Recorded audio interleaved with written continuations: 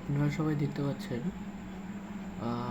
যদি SSC form fill আপের ক্ষেত্রে স্কুল সার্ভিস কমিশনের যে ফর্মটি রয়েছে সেটা ফিল আপের ক্ষেত্রে অনেকেই যারা এসসি এসটি রয়েছে তারা এই মুহূর্তে একটা প্রবলেম ফেস করেছে।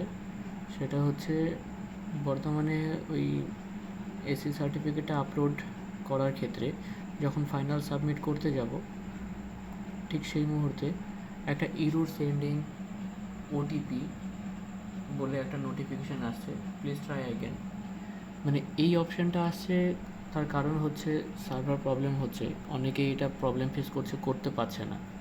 তো সেক্ষেত্রে একটু ওয়েট করুন এবং ওয়েট করার পর আবার একটু ট্রাই করে খুলুন, দেখুন, আশা করি হয়ে যাবে।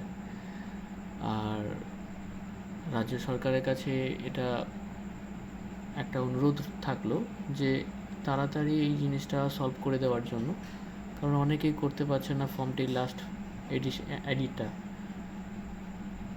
তাহলে তো একটা যে কাজটার একটা ব্যাপার থেকে যায়, সেই কাজটা অনেকে করতে পারবে না এবং তারা জেনারেল কাস্টের মধ্যে পড়ে যাবে এবং তারা সেই ক্ষেত্রে সেইভাবে এক্সামটা দেবে।